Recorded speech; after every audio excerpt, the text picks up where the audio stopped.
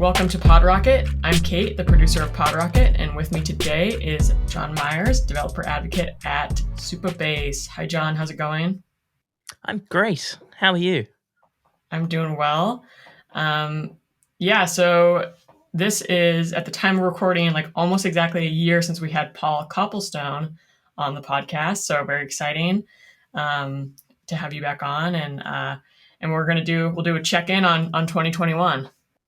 Yeah, I think being a small startup that moves very, very quickly, I'd say there's probably a lot that's changed since that point. Yeah, totally. And also with me is Paul. Hi, Paul. Hi, Kate. Thanks for joining us today. So Jon, maybe if you could just kind of get started on what you're working on, and we can just kind of go from there. Yeah, cool. So, as you said, I'm a developer advocate at Supabase. So, I've been with Supabase for about 6 months now, and have been just kind of trying to build up developer advocacy from scratch. So, myself and Thor, who was previously at Stripe, have just been trying to do as much as we can in every way, and trying to create lots of content and documentation, and trying to kind of just show off all the cool things that the geniuses at Supabase are working on. Is that what a developer advocate does? Do you kind of make the platform really approachable, sort of? Yeah, so that's one of the parts. So there are kind of three pillars, I guess, to developer advocacy. So there is the kind of content creation stuff, which is probably where I spend the majority of my time at the moment. And so that's where you're writing blogs, creating video tutorials, maybe doing conference talks, things like that, going on podcasts like this wonderful podcast. And then, so that's the content creation side. And then there's the community aspect. So trying to build up a community, trying to kind of find those people that are building cool stuff with the product and trying to highlight them as much as possible, trying to give them a platform to talk about their things that they've built. And then the third pillar is the part that I guess where the title advocacy comes from, is taking all of the feedback, because you spend so much time talking to people who are building with the product, taking all that feedback and kind of feeding it back into the company to try and make the best product decisions, I guess. That's a very good explanation. I mean, like, developer advocate seems like a really broad role. I was on the podcast with some Nader, who had a similar role, and it seemed a little bit different than what you're doing. So it's kind of cool to hear the other perspective of like the more content and user focused kind of side of that. Yeah, so I've used Firebase before. Like, I'm sure a lot of people used Firebase, and it's like pretty awesome because I just whipped up a website in like a night and it did everything. So Supabase is kind of, it's supposed to be that for people like me, right, who want to use Firebase. Yeah, exactly. So Supabase was first kind of positioned as I think it's still the marketing material everywhere, but it's the open source alternative to Firebase.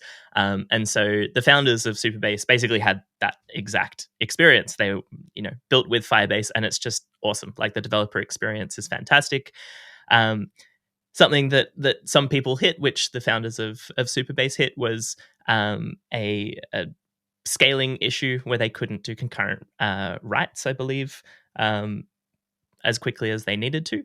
And so looking at using a relational database that's kind of optimized for that kind of scheduling of all of those concurrent things that need to happen. And so, yeah, that's where Supabase was born from, was basically wanting to take the awesome developer experience of something like Firebase, but replicate it in a relational database world that's a little bit more scalable.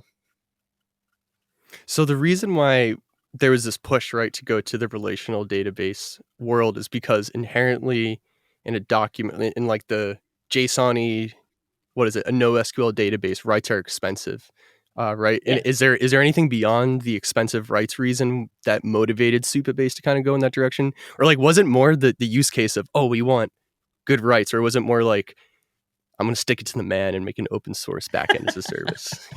Well, I think like open source has always been so important to everyone at Supabase, especially the two founders. Everything that we do is open source. Obviously, that's why we're the open source alternative to Firebase. But yeah, it's always been such a massive focus. And so I think they were just excited to build something open source that kind of solved that same problem. But yeah, I think that as applications tend to scale, like you have those problems with reads and writes, but you also like not having relationships in a database when you just have a collection of separate documents. A lot of the time, you need to do multiple round trips to the database to kind of request the different bits that you need. So you might get back a list of all of your blogs, for example, but you need all of the content for all of those blogs or all the titles for all of those blogs. And so then you need to go off and make a separate request to get more data about each one of those. So yeah, a relational database just kind of solves that problem by having relationships between your data. You can kind of send one big query that gets you back everything that you need all in one go. So not just the technical limitations of how quickly you can read and write, but also just how efficiently you can request the kind of big blobs of related data that you need from the database. So kind of thinking about the way those queries are orchestrated, when you're taking something like Postgres and you're making it as such a easy to use service, like what was one of the hardest scaling considerations, being one of the first people that kind of wanted to take this to this level? Yeah. Because anybody that knows that when you're trying to like shard out Postgres in a smart way, it's like not daisies and rainbows. So I'd love to hear a little bit about that. Yeah, for sure. I think that's definitely beyond like my experience with Supabase. I haven't been working on the performance side so much, but I think from a like from the developer experience side, which is probably where I could talk more to. I think that like SQL tends to scare a lot of beginners, and so writing big SQL queries just to get the data that you need out of the database or to write something to the database, I think intimidates a lot of beginners, especially coming from the Jamstack ecosystem or potentially the like mobile development side of things. And so I'd say one of the big problems that we were trying to tackle with Supabase was really nailing that developer experience and really building something that people with very little experience building backend systems could use, because that's kind of what we're trying to abstract. We're obviously a database as a service or kind of backend as a service. And so being able to abstract away the complexity of that and give people really nice tools that they can use to interface with that database was definitely one of the big things we were trying to solve. But in that, you don't want to just give people like a very slim set of tools that they can use to build their application, because then when you get those more advanced use cases, you can't the user can't really solve those problems. And so one of the big things that we've always tried to do with Supabase is because it's just a collection of kind of open source convenience tools wrapping around a Postgres database, we want to make it as obvious as possible that it is a Postgres database. And we want to give you tools to be able to interface with that database directly. And so in Supabase, you can go over to the SQL editor and you can basically write SQL that executes directly on the database. And so by kind of trying to solve those onboarding easy DX problems that exist with learning SQL, but then also giving people the superpowers that they need once they start building a more complex application. I think they're the two things we're always trying to balance and make sure that we solve both of those use cases. So I've never used Supabase myself. I've only used Firebase once or twice. So if I was trying to use Supabase tonight to like make something, what do you think is the number one spot that you see a lot of people coming on for the first time having trouble? You mentioned SQL, but let's say you're a developer, right? You know some SQL. So what's like one of the other places that you might want to watch out or put your thinking cap on, or a good place to go get resources kind of for that? So one of the really cool things about Supabase is that it uses Postgres under the hood, and so that's Postgres with a T.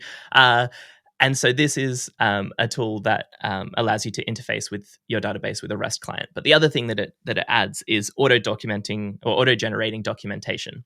And so if you go to the API tab, I believe in Supabase, it basically shows you automatically generated documentation based on your actual project. So every time you create a table, it will auto generate the documentation for how you can insert rows into that table or how you can select rows from that table. And so that's a really, really great place to also to get started when you first start using Supabase. It'll teach you how to create a client, how to write data, read data, all of those things. But I think probably the number one sticking point that people have when they first come to Supabase is dealing with row-level security. And so we use row-level security for authorization. And so this is a way that you can write your authorization rules in the database itself, and the database will enforce them for you instead of needing to. So, for example, instead of needing to check that, So it's kind of like Firebase a little bit, right? yeah, exactly. So very much inspired by that. But row-level security itself exists in Postgres. And so this is, again, one of those features that's already in Postgres that we can take advantage of. But I think just that way of writing access policies in SQL is something that trips people up a little bit at the start. I think they're very used to kind of connecting to their database from their API instead of their client, and then at the API layer, they are writing JavaScript or whatever to enforce that the user has the right role to see what they're trying to access. Whereas in Supabase, because we know who the user is, because we do authentication and your database storage, we know who the user is that's trying to select those records. So you can make a request directly from the client to the database. And the database will enforce that they can only see what they're meant to see. And I think that's a very confusing sticking point for a lot of people because they're just not used to that mental model coming from potentially the Jamstack ecosystem. I feel like that whole method of authentication is also, it's definitely like a product of the modern times where we have all the SAML and single sign-on, and we're just changing the auth model kind of to having that one person that can authenticate with the database. One thing that I had a gripe with when I was using Firebase, and if you can clear up any suggestions for workflow or ways to think about this, or maybe it's just you need to spend time with it. But I felt like it gave me more control over the data, but it slowed me down when I was developing it because I was always going back in the database and saying, "Oh, I got to change who's this user, like what permissions do they have?" And well, once you got it right, it was pretty nice because you could just run off of it. Yeah, for sure. Yeah, so I think that's maybe something that is inherent to this is that there is a little bit of work to do up front because you're writing your policies. You're not just like creating a table and then you have immediate access to it. Or you can do that in Supabase. You can also turn off or by default, row-level security isn't actually enabled. So you do have just read and write access to the database. But yeah, I guess that's something that's inherent to writing access rules in your database. Is that something that you think of upfront? And so there's a little bit of work that you need to do to make sure that you're locking down your database in the correct way or enabling access in the correct way. But I guess that scales nicely because you get all of that set up initially, right when you're building the application, and then there's less kind of friction as you're going because all you need to do is every time you need to enable access for a different use case or whatever, you just need to write one policy and everything else is kind of already set up.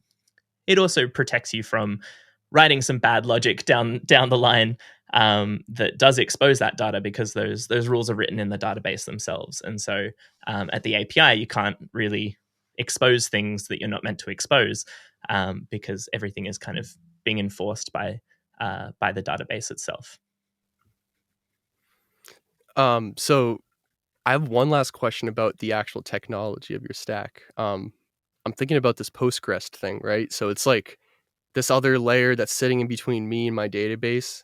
And other things that I think about that do that are like PG Bouncer or some sort of other. So how does Postgres, what role does it play? Why is it there? And like how do you see it benefiting developers besides just like the abstraction layer? Like the abstraction layer is pretty any abstraction's good if you don't want to get your face in the weeds, right? But I'd love to hear a little bit more about like what the role of Postgres is. Yeah, so Postgres kind of gives us that magic of making everything feel really, really tightly integrated. So that's one of the things that is really special about using something like Supabase, because you've got, as I was saying before, you've got auth and you've got the database stuff and you've got row level policies.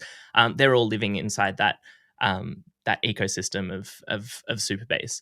And so in your row level policies, you can see who the user that's making that request is, because you're handling that whole end-to-end experience. And so that's something that Postgres gives us access to, is because the user is making, like the client is making a request to Postgres, and then Postgres is going off to the Postgres database.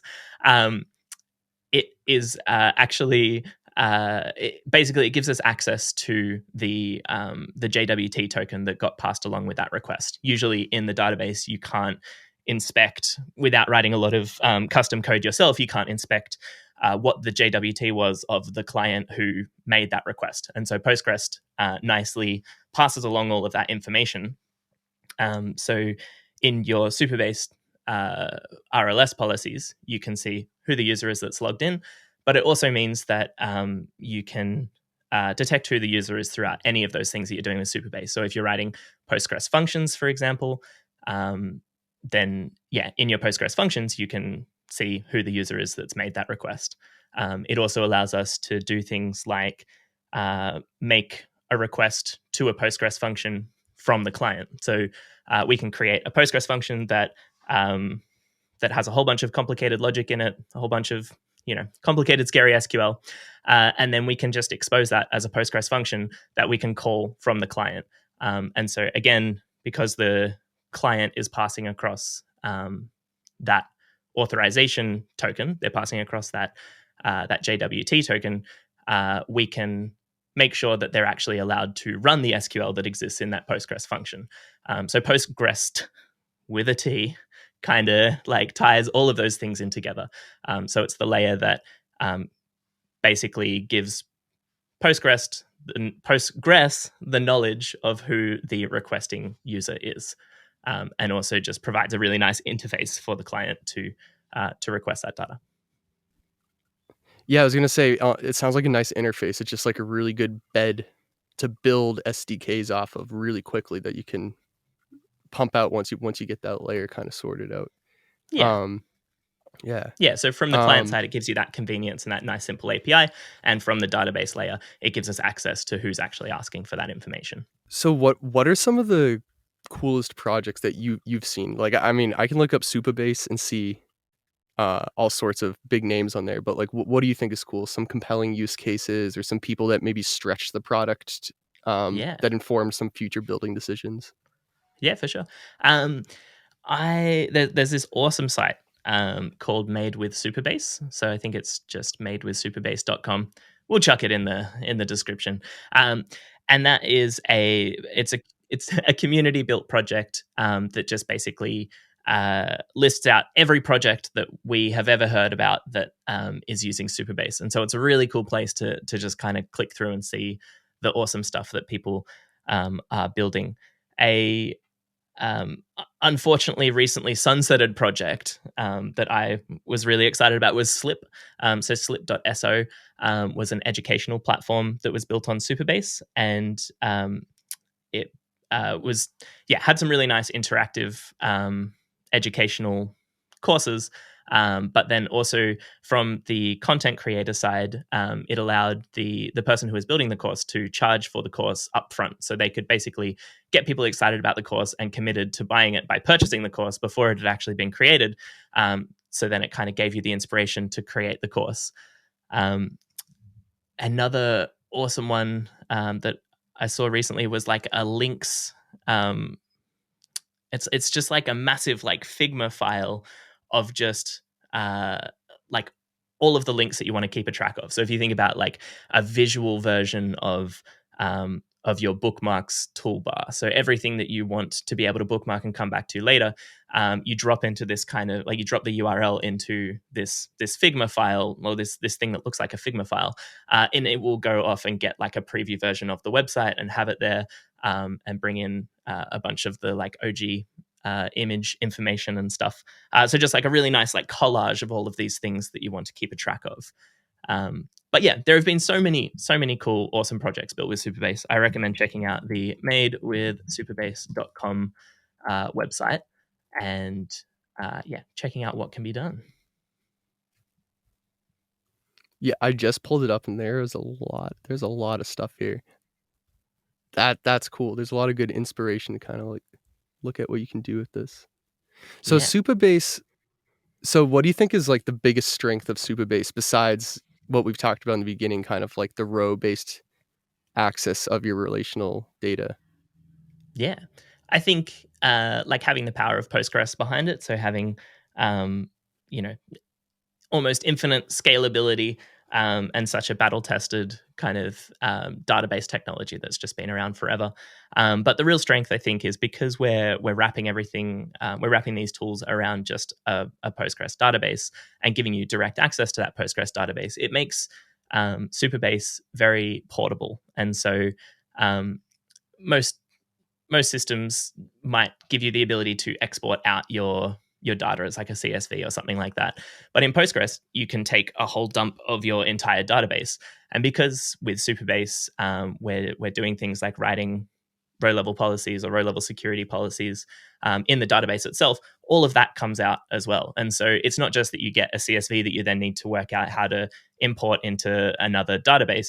You can take an entire dump of everything in your Postgres database or everything in your Supabase backend that you've built and go and host that anywhere else. So it's super portable, which is awesome from a just not being tied into or having that vendor lock-in with a particular thing. But it also means, if we fail, like we're building things very, very quickly and scaling up way faster than we can probably afford to most of the time. And so if something did happen where we ended up not being able to handle that and collapsing as a company, it means that all of your stuff is still safe. Like you just dump it out and go and put it somewhere else, and you've still got your application still running. The fact that I can run it myself is wild, because one thing about Firebase that attracted me in at the first part was this is easy. I don't need to think about it, and I kind of just like the SDKs are there. And Supabase has all of that, but if you're a DBA or you're a systems guy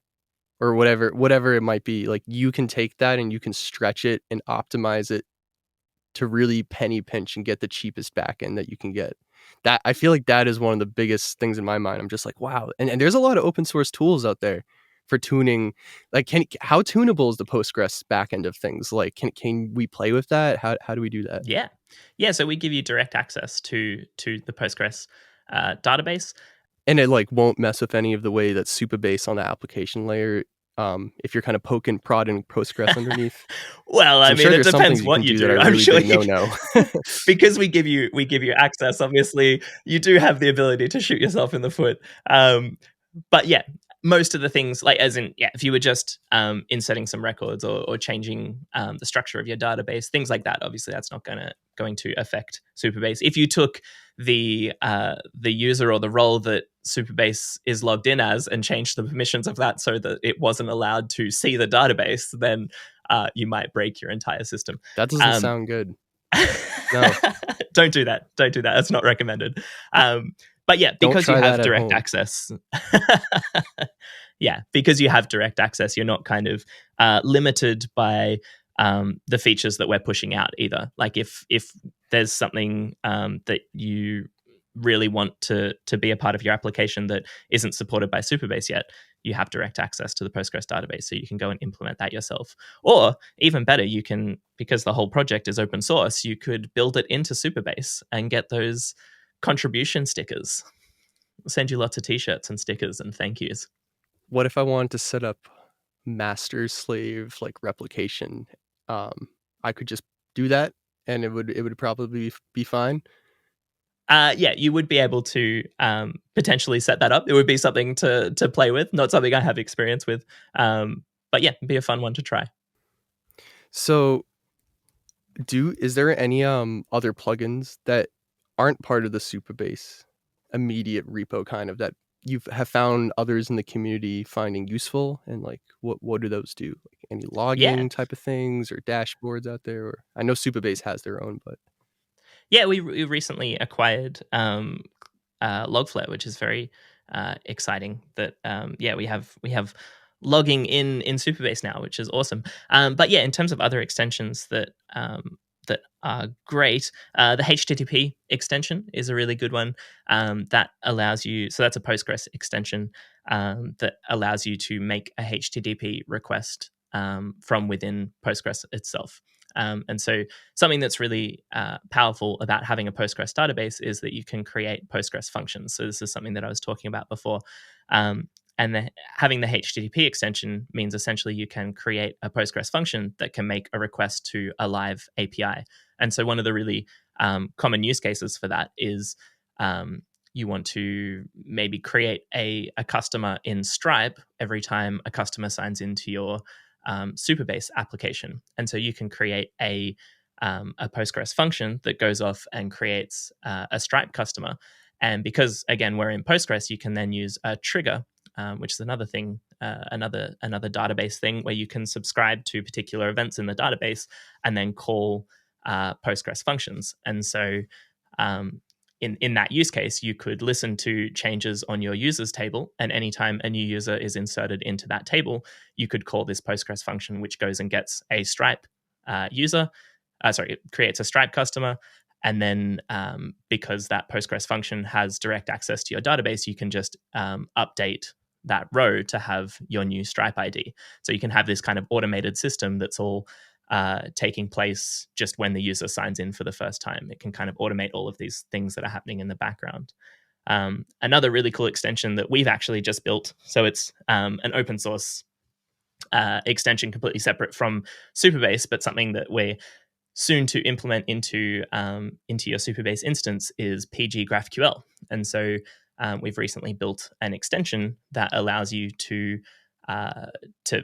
make GraphQL requests directly to your Postgres database, which is very exciting. I recommend you go and check out that project because I think that's going to be probably a big addition to Supabase soon.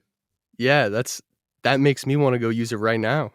Like GraphQL is beautiful, and if it's like built right in there, I mean that's phenomenal. And I know there's also there's a lot of tried and true support that has gone on, kind of like merging those two technologies over the past few years. So it must be time has come, right? That's really cool. Yeah, it's been one that's been on the list for a while. I think everyone's very excited to get that one into hosted Supabase instances. It's going to be very cool.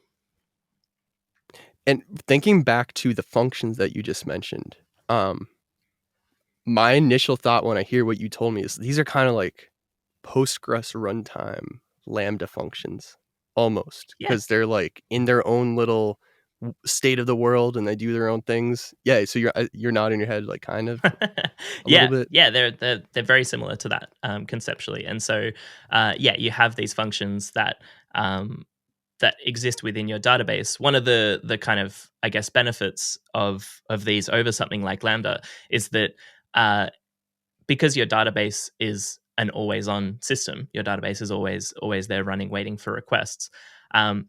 It doesn't spin up and shut down the same way that a serverless function does.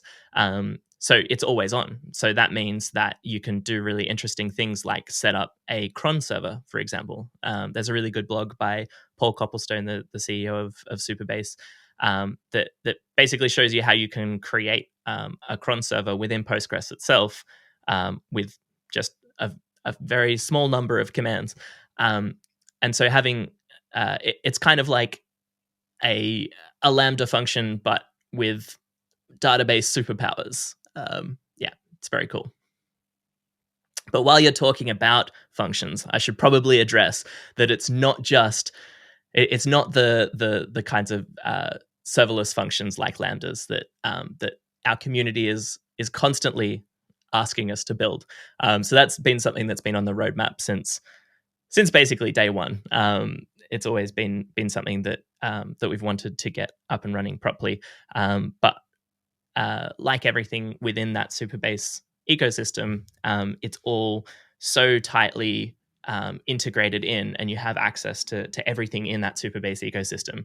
And so we really want to spend the time to understand what people want to do with serverless functions and how we can build the absolute best possible, most integrated version of that.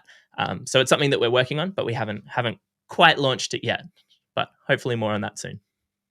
So it sounds like the team's really trying to focus on like what is in our ecosystem, in the Supabase world, what is going to be that phenotype of Lambda?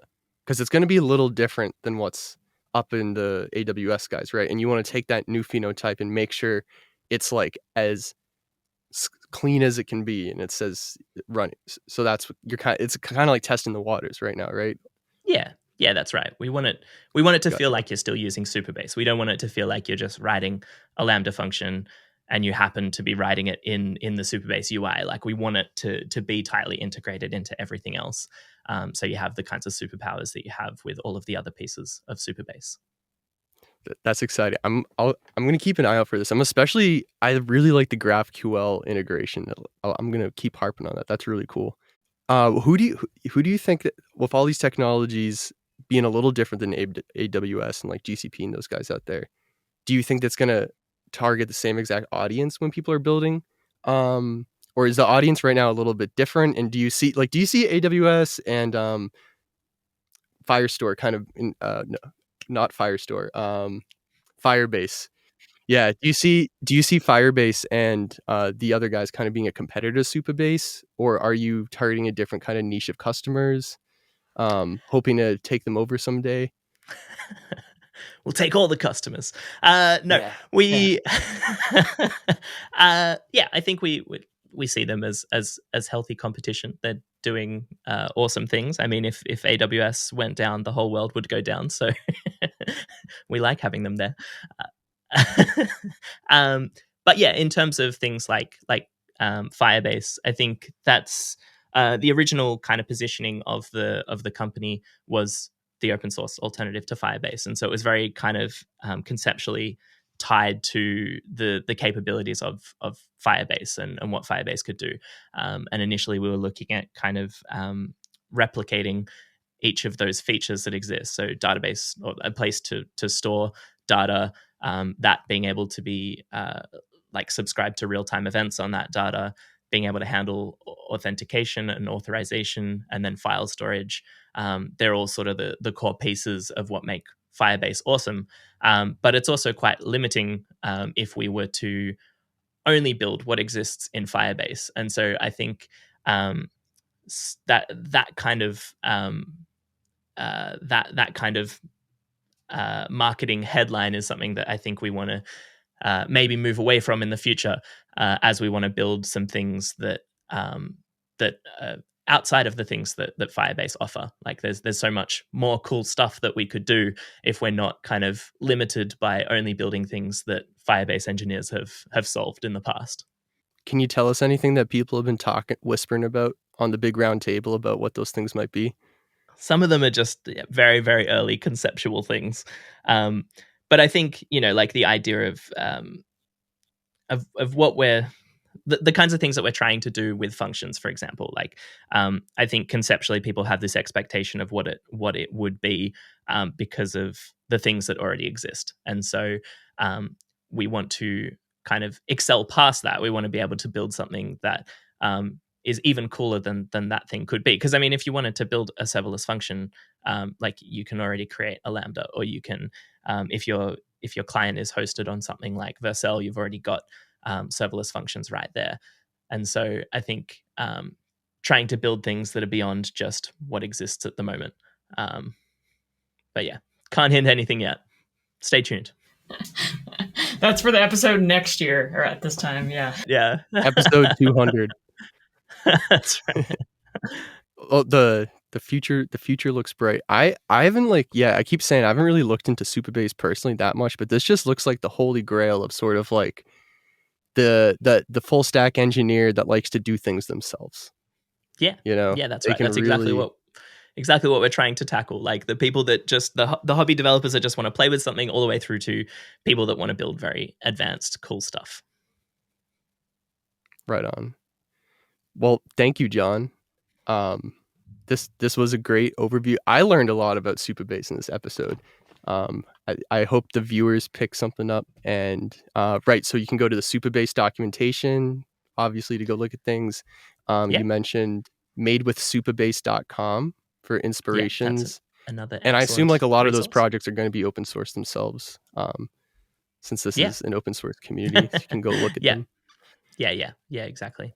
Another resource I would highly recommend you check out if you're getting started with Supabase is a free Egghead course that I recently launched, which basically takes you all the way from an empty project all the way through to building a fully in production SaaS product that can earn you real money, and it's built with Next.js, Supabase, and Stripe. So I recommend you go and check that out. It gets pretty deep. Awesome. Yeah, we'll put all the links we talked about in the show notes. And Jon, thanks so much for coming on. Thanks for having me. This has been awesome.